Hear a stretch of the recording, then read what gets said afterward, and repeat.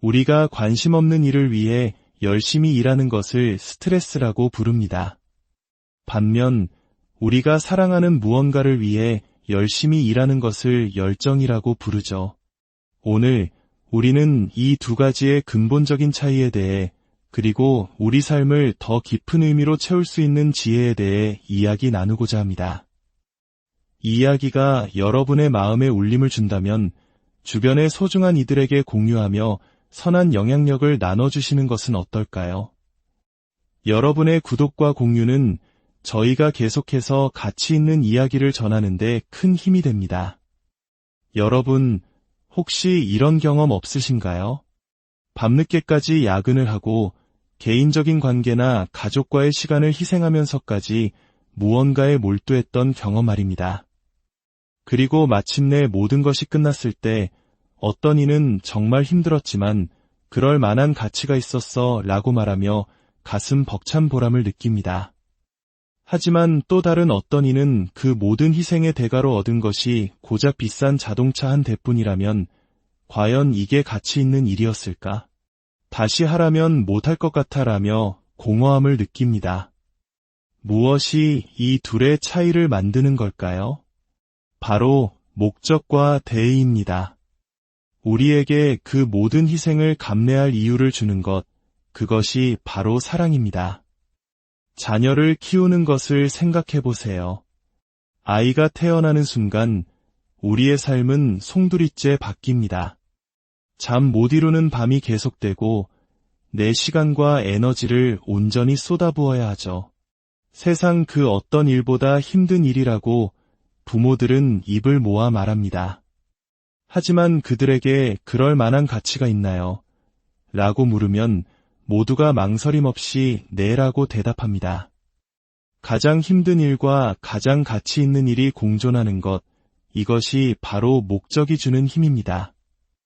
이 원리는 개인의 삶뿐만 아니라 최고의 성과를 내는 조직에서도 동일하게 적용됩니다.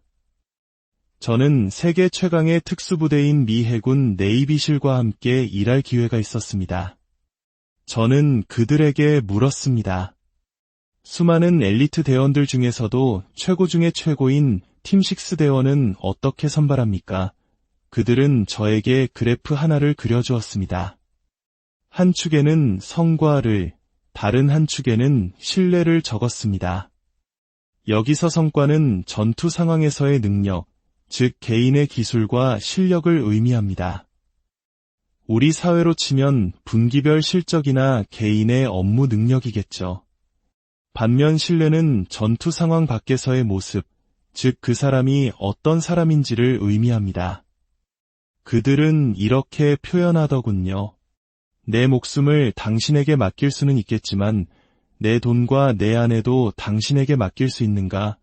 이것이 신뢰의 척도였습니다. 당연히 성과도 낮고 신뢰도 낮은 사람은 아무도 원하지 않습니다. 그리고 모두가 성과도 높고 신뢰도 높은 사람을 원하죠. 진짜 흥미로운 지점은 바로 여기부터입니다.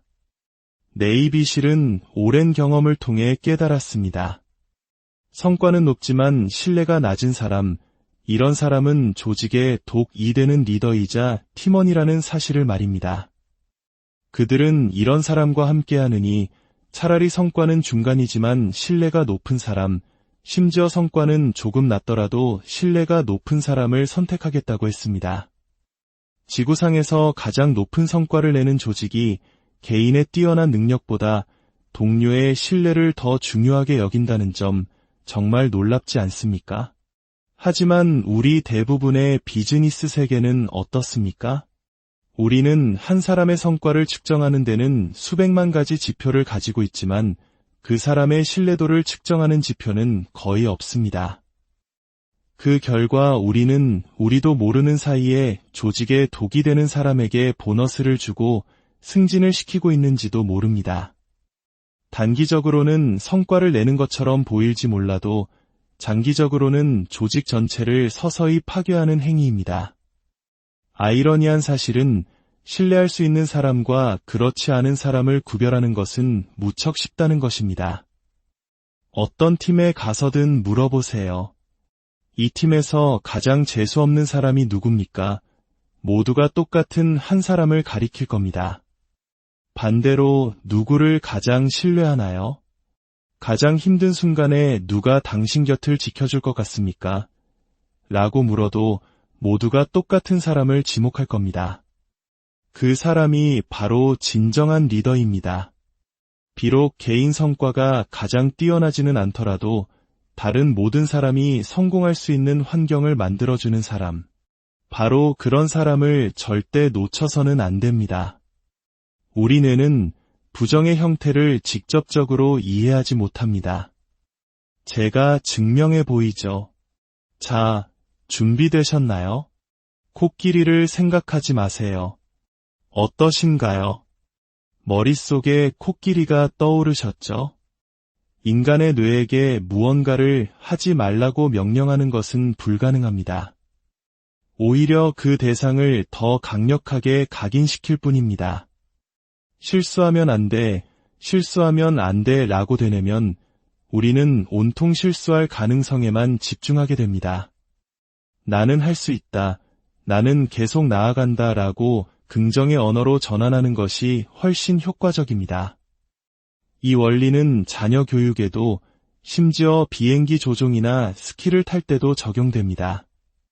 조종사에게 저 장애물에 부딪히지 마세요 라고 말하면 조종사는 그 장애물에만 집중하게 되어 오히려 부딪힐 확률이 높아진다고 합니다.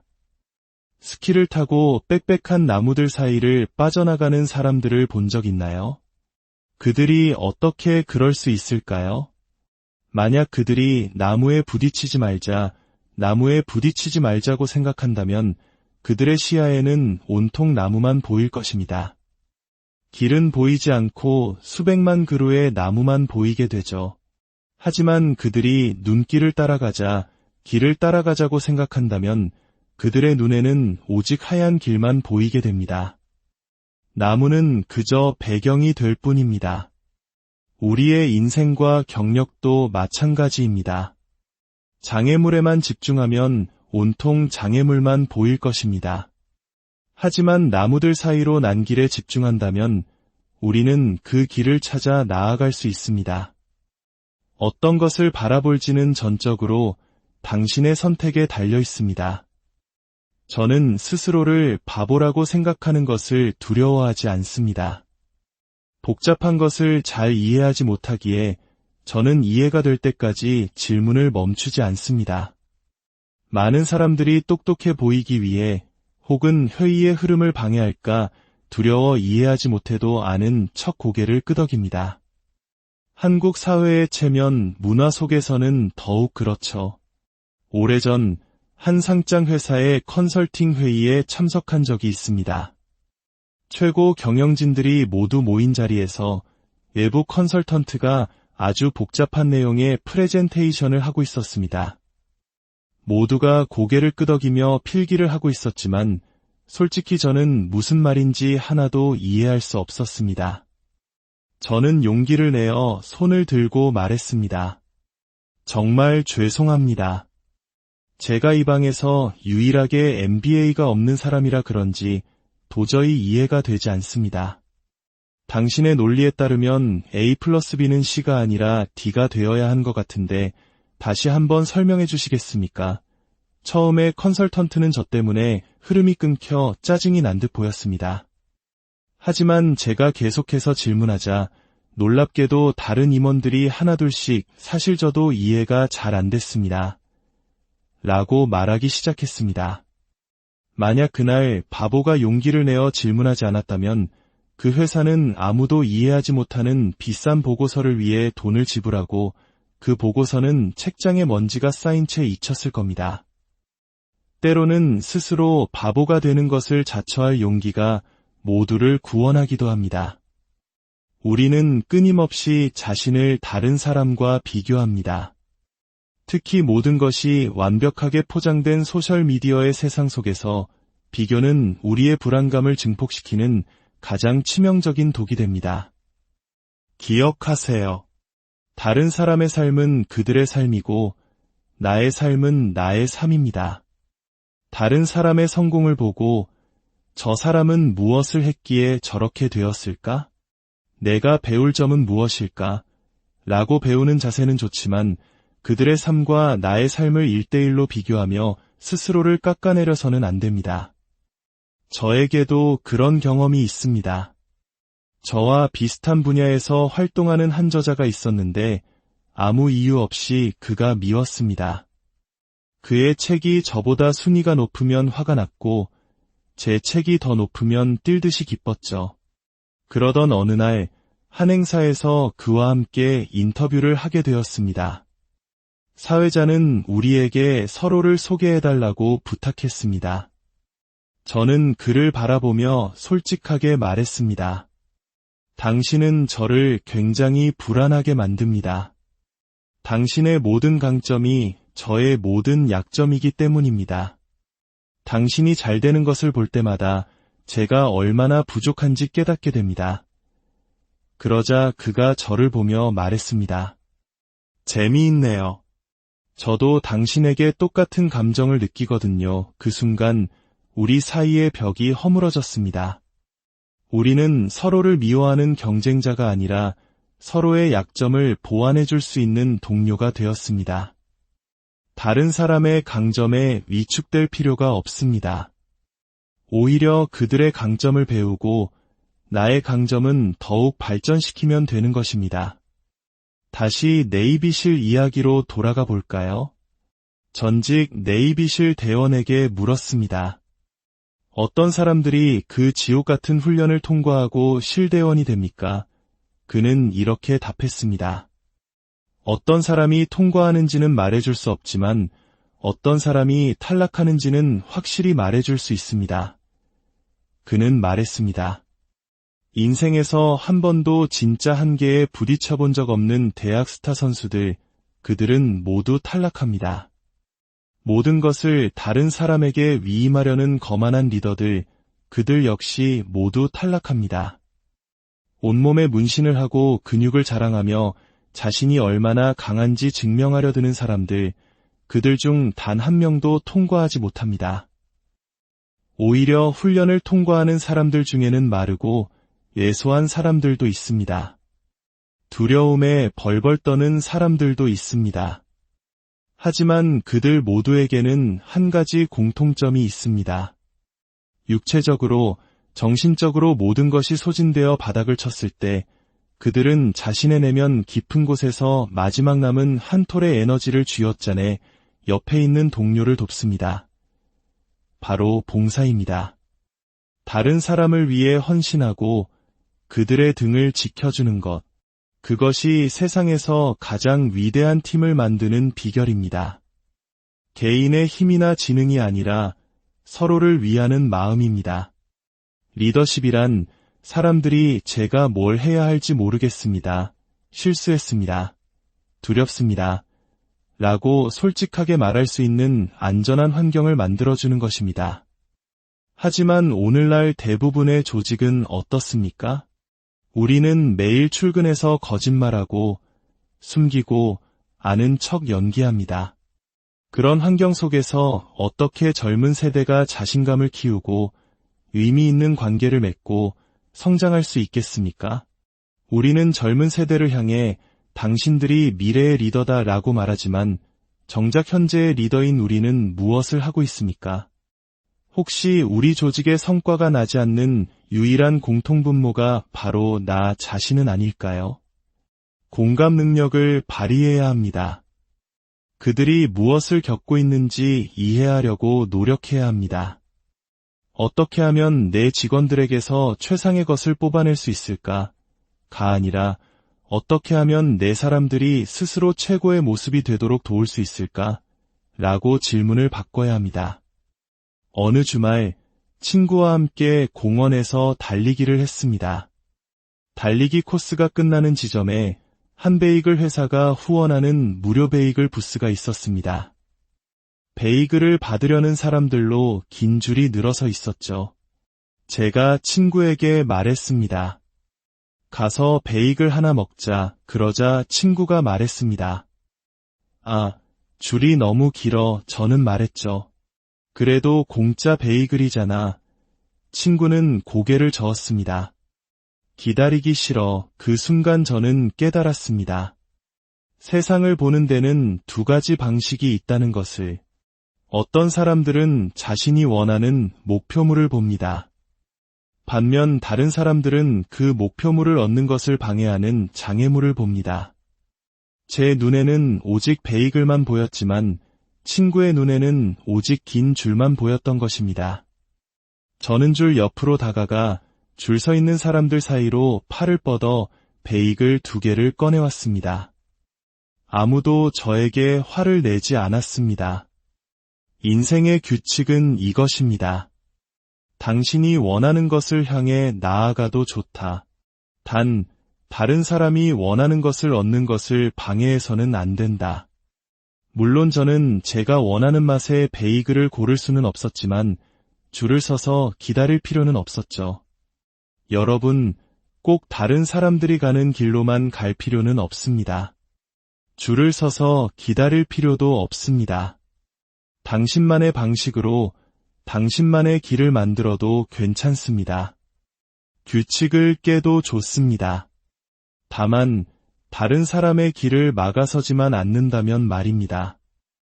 요즘 많은 젊은이들이 이제 막 사회생활을 시작하고 얼마 지나지 않아 영향력을 미치지 못하는 것 같아 회사를 그만둬야겠어요 라고 말합니다. 그들은 산기슭에 서서 저 멀리 정상에 있는 영향력이라는 추상적인 개념만 바라보고 있습니다. 하지만 그들은 그 정상에 오르기 위해 거쳐야 하는 산 자체는 보지 못합니다. 빨리 가든 천천히 가든 산은 산입니다. 사랑, 직업적 만족감, 자신감, 그 어떤 가치 있는 것도 시간이 걸립니다. 인내심을 배워야 합니다. 인생이라는 험난한 등반길에서 도움이 필요할 때 손을 내밀고 그 기술을 배우지 않는다면 당신은 산에서 떨어지게 될 것입니다. 가장 최악의 시나리오는 삶의 기쁨이나 깊은 성취감을 결코 찾지 못한 채 그저 하루하루를 살아가는 것입니다. 요즘 어때?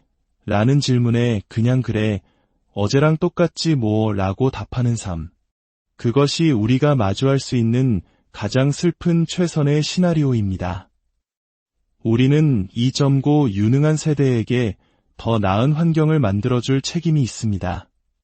숫자보다 사람을, 단기적인 이익보다 한 인간의 장기적인 삶을 더 소중히 여기는 환경을 말입니다. 당신이 할 수 없다고 인정하는 바로 그날, 누군가 당신 곁에서 내가 있잖아. 넌 할 수 있어 라고 말해줄 것이라는 믿음. 바로 그 믿음이 우리에게 가장 어려운 일을 해낼 용기를 줍니다. 우리가 관심 없는 일을 위해 열심히 일하는 것을 스트레스라고 부릅니다. 반면 우리가 사랑하는 무언가를 위해 열심히 일하는 것을 열정이라고 부르죠. 오늘 우리는 이 두 가지의 근본적인 차이에 대해 그리고 우리 삶을 더 깊은 의미로 채울 수 있는 지혜에 대해 이야기 나누고자 합니다. 이 이야기가 여러분의 마음에 울림을 준다면 주변의 소중한 이들에게 공유하며 선한 영향력을 나눠주시는 것은 어떨까요? 여러분의 구독과 공유는 저희가 계속해서 가치 있는 이야기를 전하는 데 큰 힘이 됩니다. 여러분, 혹시 이런 경험 없으신가요? 밤늦게까지 야근을 하고 개인적인 관계나 가족과의 시간을 희생하면서까지 무언가에 몰두했던 경험 말입니다. 그리고 마침내 모든 것이 끝났을 때 어떤 이는 정말 힘들었지만 그럴 만한 가치가 있었어 라고 말하며 가슴 벅찬 보람을 느낍니다. 하지만 또 다른 어떤 이는 그 모든 희생의 대가로 얻은 것이 고작 비싼 자동차 한 대뿐이라면 과연 이게 가치 있는 일이었을까? 다시 하라면 못할 것 같아라며 공허함을 느낍니다.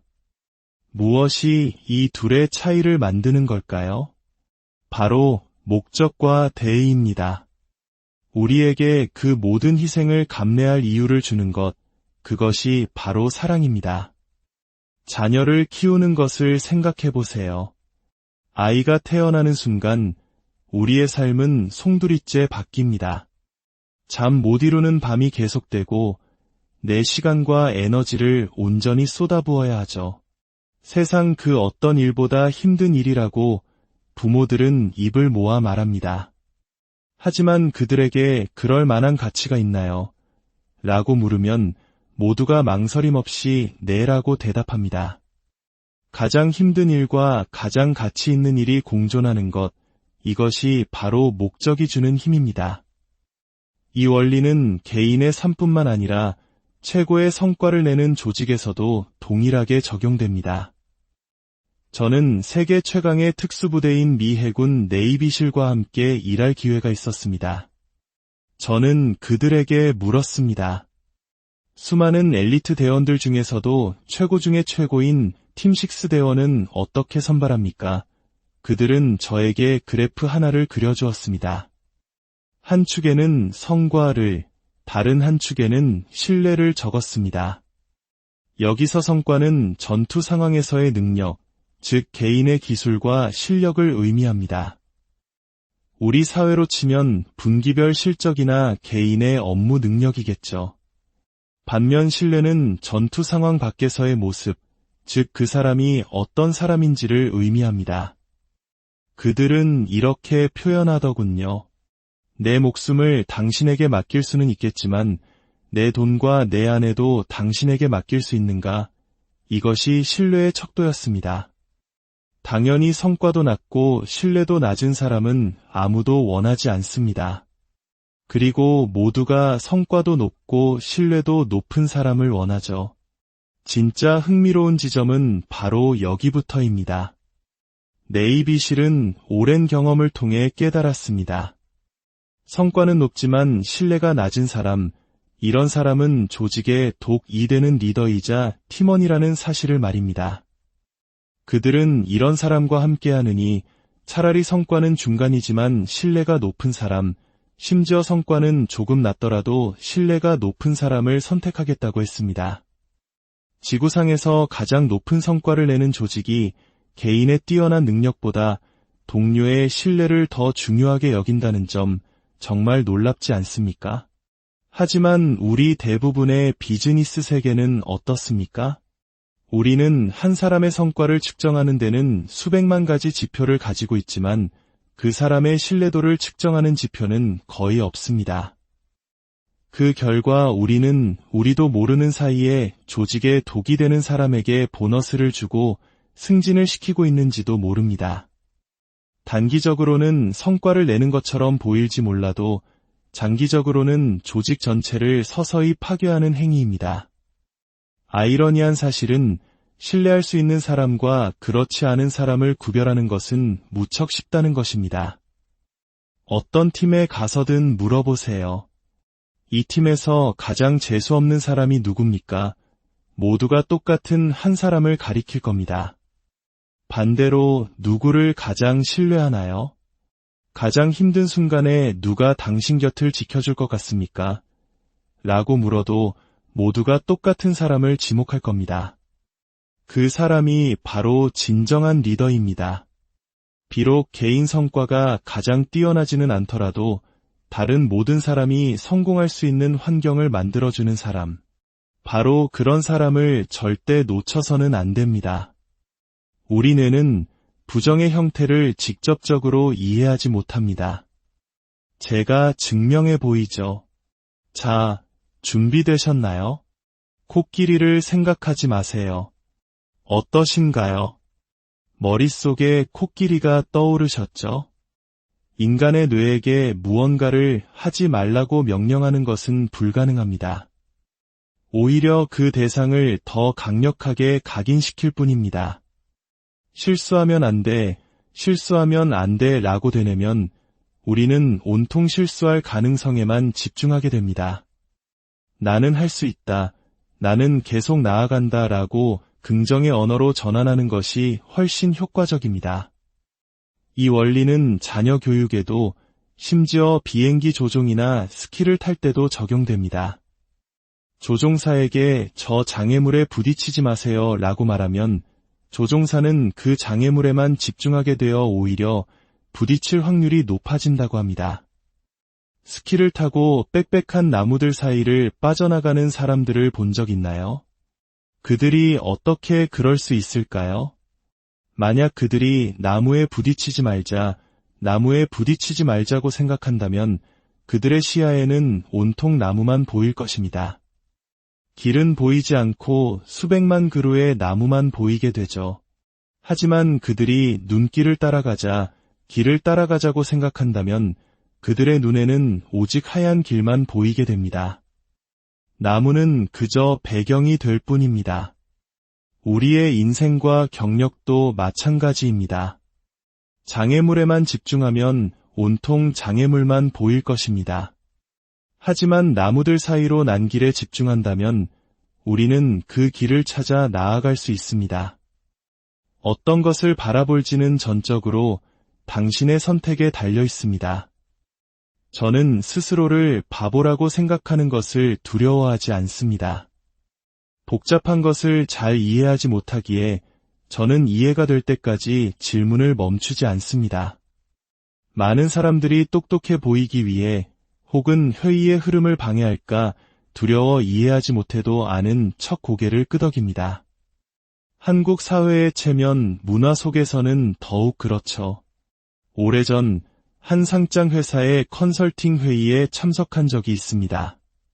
최고 경영진들이 모두 모인 자리에서 외부 컨설턴트가 아주 복잡한 내용의 프레젠테이션을 하고 있었습니다. 모두가 고개를 끄덕이며 필기를 하고 있었지만 솔직히 저는 무슨 말인지 하나도 이해할 수 없었습니다. 저는 용기를 내어 손을 들고 말했습니다. 정말 죄송합니다. 제가 이 방에서 유일하게 MBA가 없는 사람이라 그런지 도저히 이해가 되지 않습니다. 당신의 논리에 따르면 A 플러스 B는 C가 아니라 D가 되어야 한 것 같은데 다시 한번 설명해 주시겠습니까? 처음에 컨설턴트는 저 때문에 흐름이 끊겨 짜증이 난 듯 보였습니다. 하지만 제가 계속해서 질문하자 놀랍게도 다른 임원들이 하나둘씩 사실 저도 이해가 잘 안 됐습니다. 라고 말하기 시작했습니다. 만약 그날 바보가 용기를 내어 질문하지 않았다면 그 회사는 아무도 이해하지 못하는 비싼 보고서를 위해 돈을 지불하고 그 보고서는 책장에 먼지가 쌓인 채 잊혔을 겁니다. 때로는 스스로 바보가 되는 것을 자처할 용기가 모두를 구원하기도 합니다. 우리는 끊임없이 자신을 다른 사람과 비교합니다. 특히 모든 것이 완벽하게 포장된 소셜미디어의 세상 속에서 비교는 우리의 불안감을 증폭시키는 가장 치명적인 독이 됩니다. 기억하세요. 다른 사람의 삶은 그들의 삶이고 나의 삶은 나의 삶입니다.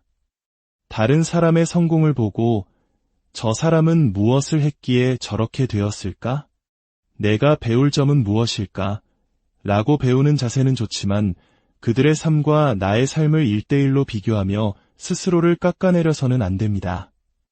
저에게도 그런 경험이 있습니다. 저와 비슷한 분야에서 활동하는 한 저자가 있었는데 아무 이유 없이 그가 미웠습니다. 그의 책이 저보다 순위가 높으면 화가 났고 제 책이 더 높으면 뛸 듯이 기뻤죠. 그러던 어느 날 한 행사에서 그와 함께 인터뷰를 하게 되었습니다. 사회자는 우리에게 서로를 소개해달라고 부탁했습니다. 저는 그를 바라보며 솔직하게 말했습니다. 당신은 저를 굉장히 불안하게 만듭니다. 당신의 모든 강점이 저의 모든 약점이기 때문입니다. 당신이 잘 되는 것을 볼 때마다 제가 얼마나 부족한지 깨닫게 됩니다. 그러자 그가 저를 보며 말했습니다. 재미있네요. 저도 당신에게 똑같은 감정을 느끼거든요. 그 순간 우리 사이의 벽이 허물어졌습니다. 우리는 서로를 미워하는 경쟁자가 아니라 서로의 약점을 보완해 줄 수 있는 동료가 되었습니다. 다른 사람의 강점에 위축될 필요가 없습니다. 오히려 그들의 강점을 배우고 나의 강점은 더욱 발전시키면 되는 것입니다. 다시 네이비실 이야기로 돌아가 볼까요? 전직 네이비실 대원에게 물었습니다. 어떤 사람들이 그 지옥 같은 훈련을 통과하고 실대원이 됩니까? 그는 이렇게 답했습니다. 어떤 사람이 통과하는지는 말해줄 수 없지만 어떤 사람이 탈락하는지는 확실히 말해줄 수 있습니다. 그는 말했습니다. 인생에서 한 번도 진짜 한계에 부딪혀 본 적 없는 대학 스타 선수들, 그들은 모두 탈락합니다. 모든 것을 다른 사람에게 위임하려는 거만한 리더들, 그들 역시 모두 탈락합니다. 온몸에 문신을 하고 근육을 자랑하며 자신이 얼마나 강한지 증명하려 드는 사람들, 그들 중 단 한 명도 통과하지 못합니다. 오히려 훈련을 통과하는 사람들 중에는 마르고 예소한 사람들도 있습니다.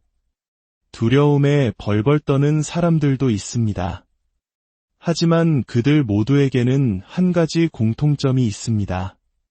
육체적으로, 정신적으로 모든 것이 소진되어 바닥을 쳤을 때 그들은 자신의 내면 깊은 곳에서 마지막 남은 한 톨의 에너지를 쥐어짜내 옆에 있는 동료를 돕습니다. 바로 봉사입니다. 다른 사람을 위해 헌신하고 그들의 등을 지켜주는 것, 그것이 세상에서 가장 위대한 팀을 만드는 비결입니다. 개인의 힘이나 지능이 아니라 서로를 위하는 마음입니다. 리더십이란 사람들이 제가 뭘 해야 할지 모르겠습니다. 실수했습니다. 두렵습니다. 라고 솔직하게 말할 수 있는 안전한 환경을 만들어주는 것입니다. 하지만 오늘날 대부분의 조직은 어떻습니까? 우리는 매일 출근해서 거짓말하고 숨기고 아는 척 연기합니다. 그런 환경 속에서 어떻게 젊은 세대가 자신감을 키우고 의미 있는 관계를 맺고 성장할 수 있겠습니까? 우리는 젊은 세대를 향해 당신들이 미래의 리더다라고 말하지만 정작 현재의 리더인 우리는 무엇을 하고 있습니까? 혹시 우리 조직의 성과가 나지 않는 유일한 공통분모가 바로 나 자신은 아닐까요? 공감 능력을 발휘해야 합니다. 그들이 무엇을 겪고 있는지 이해하려고 노력해야 합니다. 어떻게 하면 내 직원들에게서 최상의 것을 뽑아낼 수 있을까?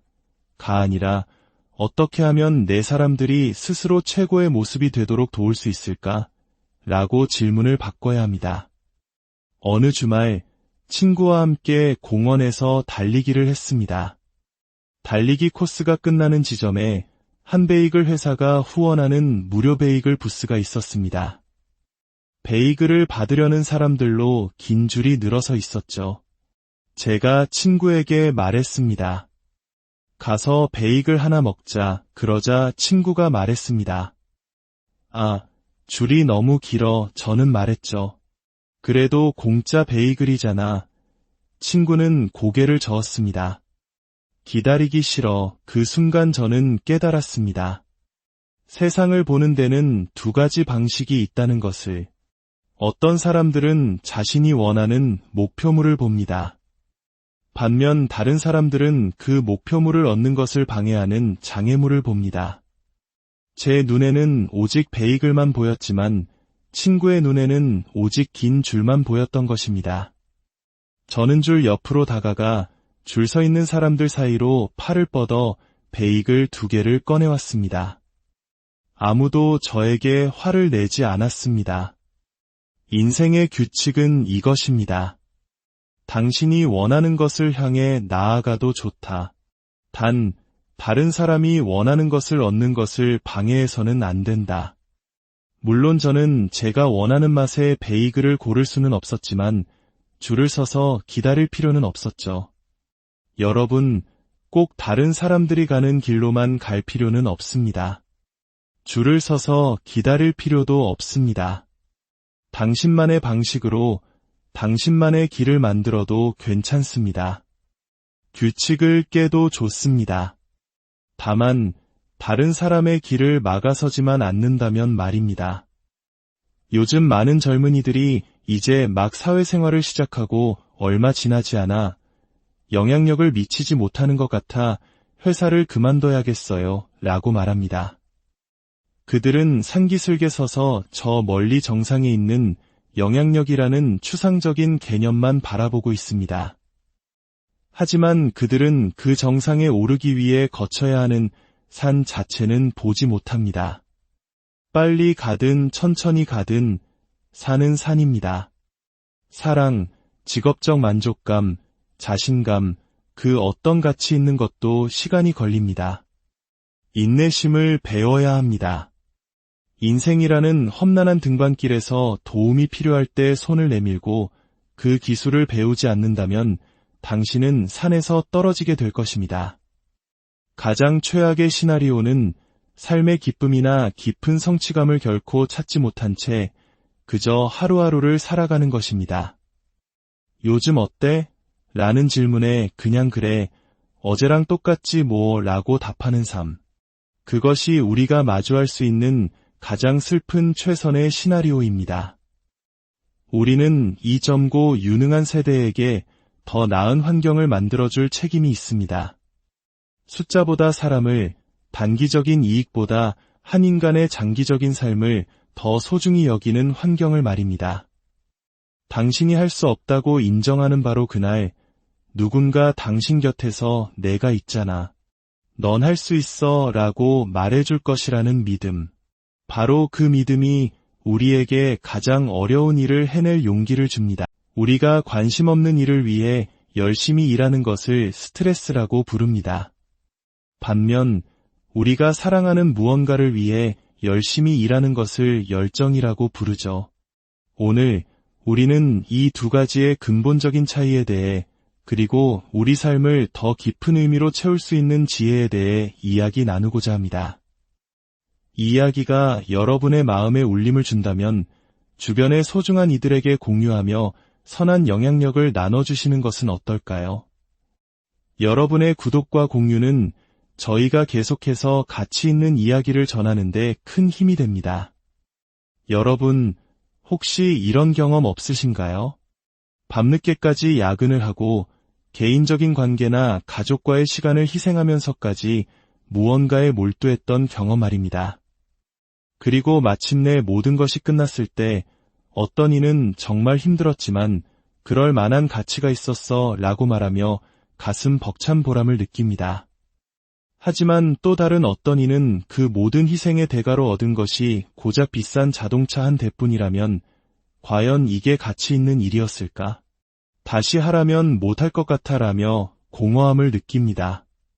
무엇이 이 둘의 차이를 만드는 걸까요? 바로 목적과 대의입니다. 우리에게 그 모든 희생을 감내할 이유를 주는 것, 그것이 바로 사랑입니다. 자녀를 키우는 것을 생각해 보세요. 아이가 태어나는 순간 우리의 삶은 송두리째 바뀝니다. 잠 못 이루는 밤이 계속되고 내 시간과 에너지를 온전히 쏟아부어야 하죠. 세상 그 어떤 일보다 힘든 일이라고 부모들은 입을 모아 말합니다. 하지만 그들에게 그럴 만한 가치가 있나요? 라고 물으면 모두가 망설임 없이 네라고 대답합니다. 가장 힘든 일과 가장 가치 있는 일이 공존하는 것, 이것이 바로 목적이 주는 힘입니다. 이 원리는 개인의 삶뿐만 아니라 최고의 성과를 내는 조직에서도 동일하게 적용됩니다. 저는 세계 최강의 특수부대인 미 해군 네이비실과 함께 일할 기회가 있었습니다. 저는 그들에게 물었습니다. 수많은 엘리트 대원들 중에서도 최고 중의 최고인 팀6 대원은 어떻게 선발합니까? 그들은 저에게 그래프 하나를 그려주었습니다. 한 축에는 성과를, 다른 한 축에는 신뢰를 적었습니다. 여기서 성과는 전투 상황에서의 능력, 즉 개인의 기술과 실력을 의미합니다. 우리 사회로 치면 분기별 실적이나 개인의 업무 능력이겠죠. 반면 신뢰는 전투 상황 밖에서의 모습, 즉 그 사람이 어떤 사람인지를 의미합니다. 그들은 이렇게 표현하더군요. 내 목숨을 당신에게 맡길 수는 있겠지만 내 돈과 내 아내도 당신에게 맡길 수 있는가? 이것이 신뢰의 척도였습니다. 당연히 성과도 낮고 신뢰도 낮은 사람은 아무도 원하지 않습니다. 그리고 모두가 성과도 높고 신뢰도 높은 사람을 원하죠. 진짜 흥미로운 지점은 바로 여기부터입니다. 네이비실은 오랜 경험을 통해 깨달았습니다. 성과는 높지만 신뢰가 낮은 사람, 이런 사람은 조직의 독이 되는 리더이자 팀원이라는 사실을 말입니다. 그들은 이런 사람과 함께하느니 차라리 성과는 중간이지만 신뢰가 높은 사람, 심지어 성과는 조금 낮더라도 신뢰가 높은 사람을 선택하겠다고 했습니다. 지구상에서 가장 높은 성과를 내는 조직이 개인의 뛰어난 능력보다 동료의 신뢰를 더 중요하게 여긴다는 점 정말 놀랍지 않습니까?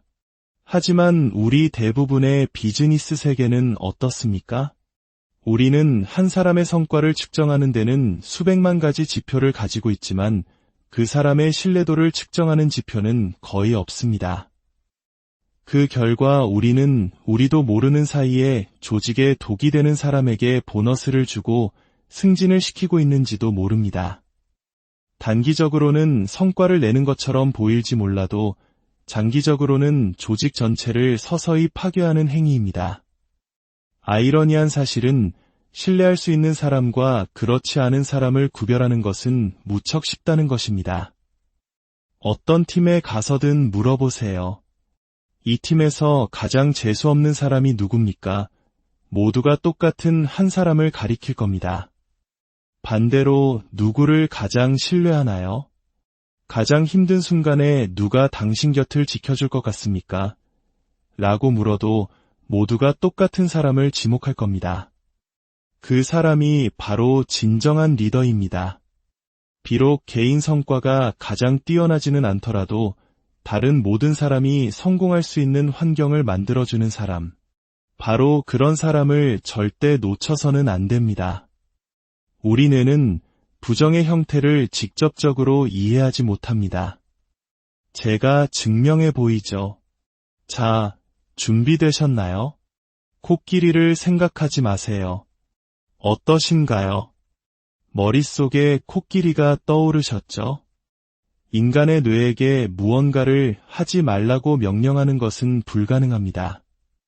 오히려 그 대상을 더 강력하게 각인시킬 뿐입니다. 실수하면 안 돼, 실수하면 안 돼 라고 되뇌면 우리는 온통 실수할 가능성에만 집중하게 됩니다. 나는 할 수 있다, 나는 계속 나아간다 라고 긍정의 언어로 전환하는 것이 훨씬 효과적입니다. 이 원리는 자녀 교육에도 심지어 비행기 조종이나 스키를 탈 때도 적용됩니다.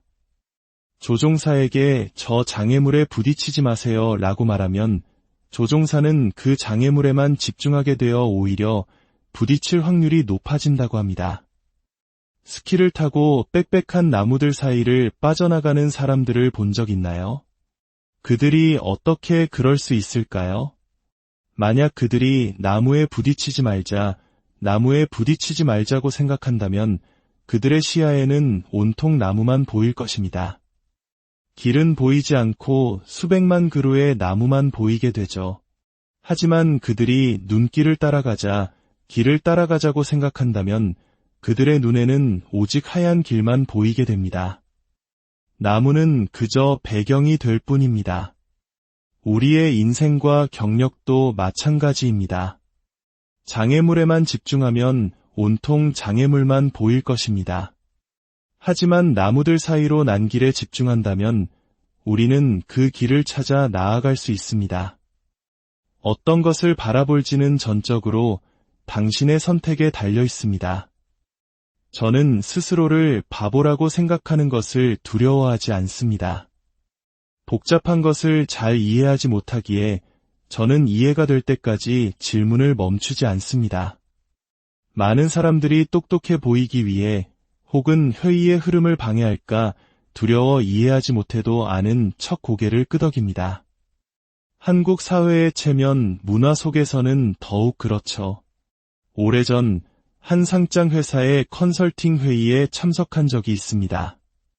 최고 경영진들이 모두 모인 자리에서 외부 컨설턴트가 아주 복잡한 내용의 프레젠테이션을 하고 있었습니다. 모두가 고개를 끄덕이며 필기를 하고 있었지만 솔직히 저는 무슨 말인지 하나도 이해할 수 없었습니다. 저는 용기를 내어 손을 들고 말했습니다. 정말 죄송합니다. 제가 이 방에서 유일하게 MBA가 없는 사람이라 그런지 도저히 이해가 되지 않습니다.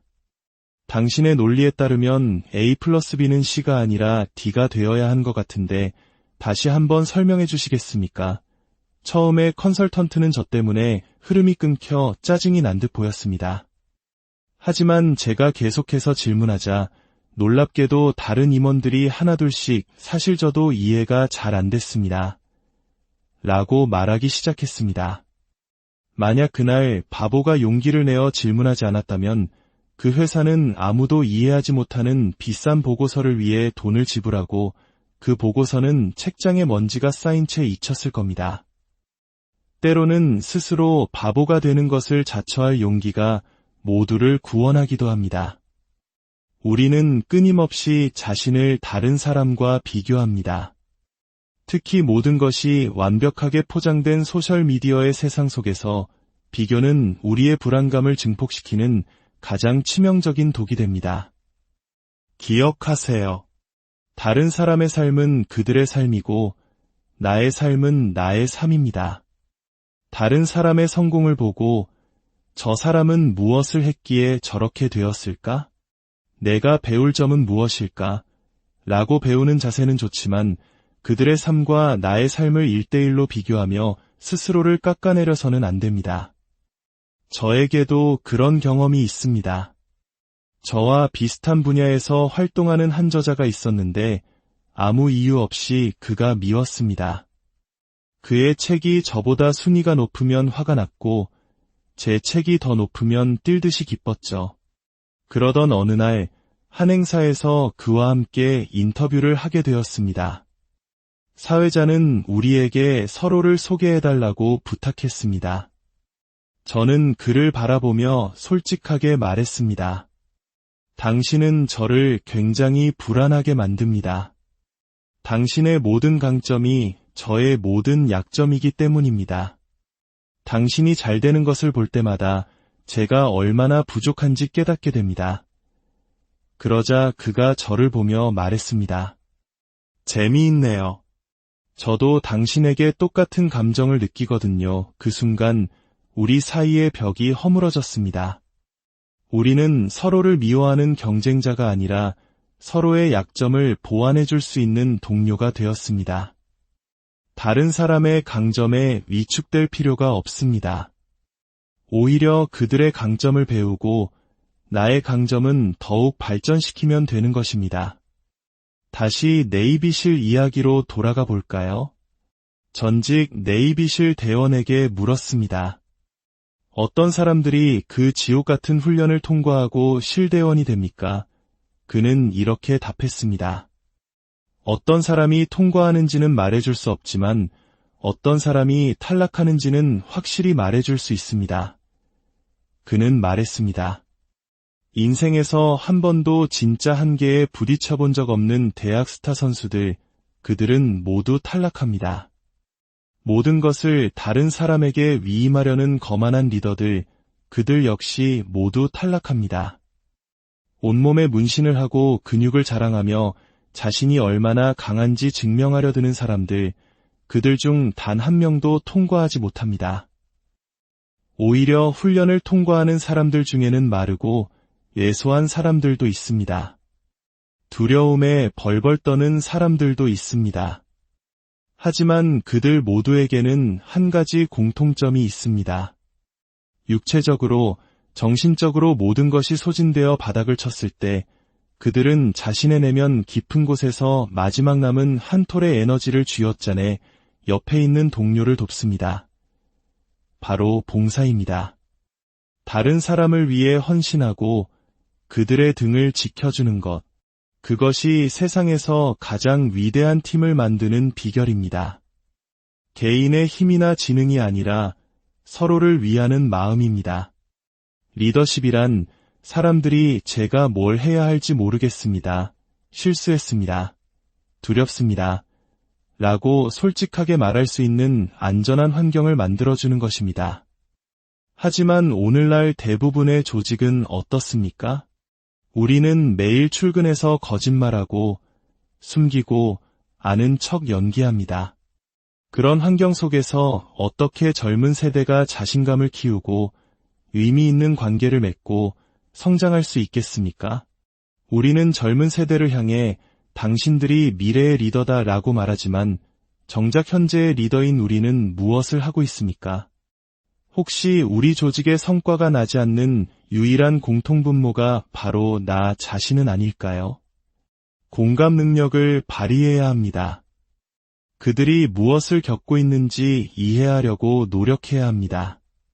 어떻게 하면 내 직원들에게서 최상의 것을 뽑아낼 수 있을까? 가 아니라 어떻게 하면 내 사람들이 스스로 최고의 모습이 되도록 도울 수 있을까?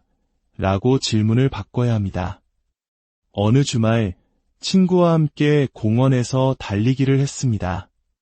달리기 코스가 끝나는 지점에 한 베이글 회사가 후원하는 무료 베이글 부스가 있었습니다. 베이글을 받으려는 사람들로 긴 줄이 늘어서 있었죠. 제가 친구에게 말했습니다. 가서 베이글 하나 먹자. 그러자 친구가 말했습니다. 아, 줄이 너무 길어. 저는 말했죠.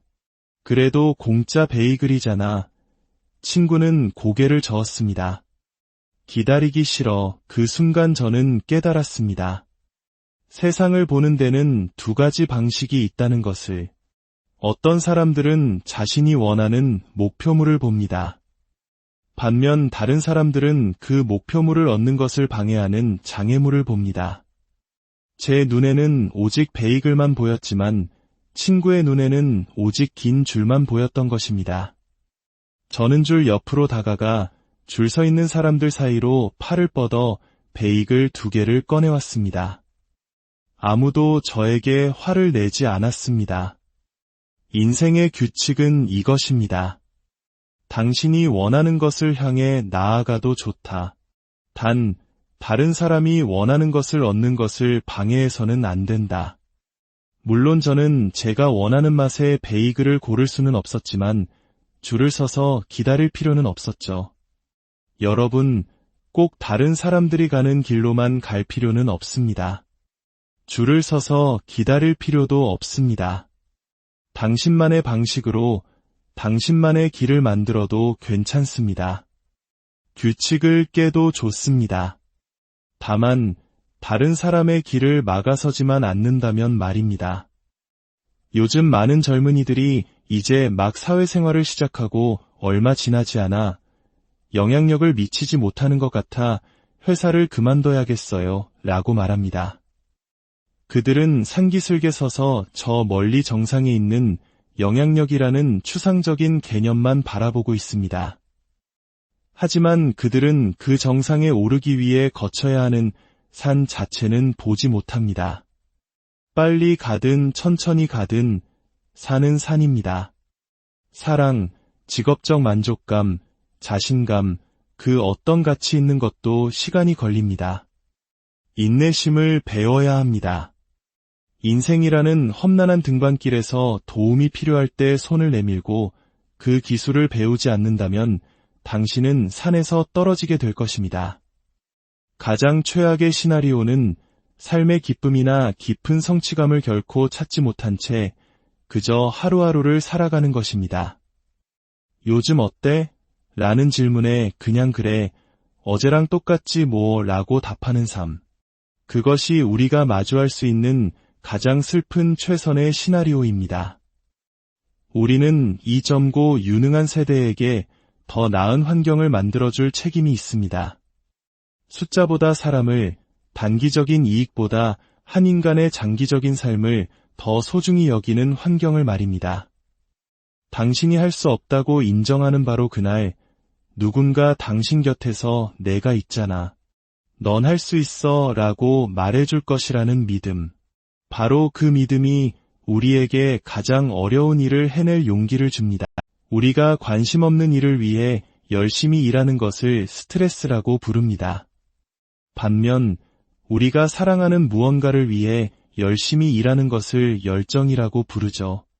오늘 우리는 이 두 가지의 근본적인 차이에 대해 그리고 우리 삶을 더 깊은 의미로 채울 수 있는 지혜에 대해 이야기 나누고자 합니다. 이 이야기가 여러분의 마음에 울림을 준다면 주변의 소중한 이들에게 공유하며 선한 영향력을 나눠주시는 것은 어떨까요? 여러분의 구독과 공유는 저희가 계속해서 가치 있는 이야기를 전하는 데 큰 힘이 됩니다. 여러분, 혹시 이런 경험 없으신가요? 밤늦게까지 야근을 하고 개인적인 관계나 가족과의 시간을 희생하면서까지 무언가에 몰두했던 경험 말입니다. 그리고 마침내 모든 것이 끝났을 때 어떤 이는 정말 힘들었지만 그럴 만한 가치가 있었어 라고 말하며 가슴 벅찬 보람을 느낍니다. 하지만 또 다른 어떤 이는 그 모든 희생의 대가로 얻은 것이 고작 비싼 자동차 한 대뿐이라면 과연 이게 가치 있는 일이었을까? 다시 하라면 못할 것 같아라며 공허함을 느낍니다. 무엇이 이 둘의 차이를 만드는 걸까요? 바로 목적과 대의입니다. 우리에게 그 모든 희생을 감내할 이유를 주는 것, 그것이 바로 사랑입니다. 자녀를 키우는 것을 생각해 보세요. 아이가 태어나는 순간 우리의 삶은 송두리째 바뀝니다. 잠 못 이루는 밤이 계속되고 내 시간과 에너지를 온전히 쏟아부어야 하죠. 세상 그 어떤 일보다 힘든 일이라고 부모들은 입을 모아 말합니다. 하지만 그들에게 그럴 만한 가치가 있나요? 라고 물으면 모두가 망설임 없이 네라고 대답합니다. 가장 힘든 일과 가장 가치 있는 일이 공존하는 것, 이것이 바로 목적이 주는 힘입니다. 이 원리는 개인의 삶뿐만 아니라 최고의 성과를 내는 조직에서도 동일하게 적용됩니다. 저는 세계 최강의 특수부대인 미 해군 네이비실과 함께 일할 기회가 있었습니다. 저는 그들에게 물었습니다. 수많은 엘리트 대원들 중에서도 최고 중의 최고인 팀6 대원은 어떻게 선발합니까? 그들은 저에게 그래프 하나를 그려주었습니다. 한 축에는 성과를, 다른 한 축에는 신뢰를 적었습니다. 여기서 성과는 전투 상황에서의 능력, 즉 개인의 기술과 실력을 의미합니다. 우리 사회로 치면 분기별 실적이나 개인의 업무 능력이겠죠. 반면 신뢰는 전투 상황 밖에서의 모습, 즉 그 사람이 어떤 사람인지를 의미합니다. 그들은 이렇게 표현하더군요. 내 목숨을 당신에게 맡길 수는 있겠지만 내 돈과 내 아내도 당신에게 맡길 수 있는가? 이것이 신뢰의 척도였습니다. 당연히 성과도 낮고 신뢰도 낮은 사람은 아무도 원하지 않습니다. 그리고 모두가 성과도 높고 신뢰도 높은 사람을 원하죠. 진짜 흥미로운 지점은 바로 여기부터입니다. 네이비실은 오랜 경험을 통해 깨달았습니다. 성과는 높지만 신뢰가 낮은 사람, 이런 사람은 조직의 독이 되는 리더이자 팀원이라는 사실을 말입니다. 그들은 이런 사람과 함께하느니 차라리 성과는 중간이지만 신뢰가 높은 사람, 심지어 성과는 조금 낮더라도 신뢰가 높은 사람을 선택하겠다고 했습니다. 지구상에서 가장 높은 성과를 내는 조직이 개인의 뛰어난 능력보다 동료의 신뢰를 더 중요하게 여긴다는 점 정말 놀랍지 않습니까? 하지만 우리 대부분의 비즈니스 세계는 어떻습니까? 우리는 한 사람의 성과를 측정하는 데는 수백만 가지 지표를 가지고 있지만 그 사람의 신뢰도를 측정하는 지표는 거의 없습니다. 그 결과 우리는 우리도 모르는 사이에 조직에 독이 되는 사람에게 보너스를 주고 승진을 시키고 있는지도 모릅니다. 단기적으로는 성과를 내는 것처럼 보일지 몰라도 장기적으로는 조직 전체를 서서히 파괴하는 행위입니다. 아이러니한 사실은 신뢰할 수 있는 사람과 그렇지 않은 사람을 구별하는 것은 무척 쉽다는 것입니다. 어떤 팀에 가서든 물어보세요. 이 팀에서 가장 재수없는 사람이 누굽니까? 모두가 똑같은 한 사람을 가리킬 겁니다. 반대로 누구를 가장 신뢰하나요? 가장 힘든 순간에 누가 당신 곁을 지켜줄 것 같습니까? 라고 물어도 모두가 똑같은 사람을 지목할 겁니다. 그 사람이 바로 진정한 리더입니다. 비록 개인 성과가 가장 뛰어나지는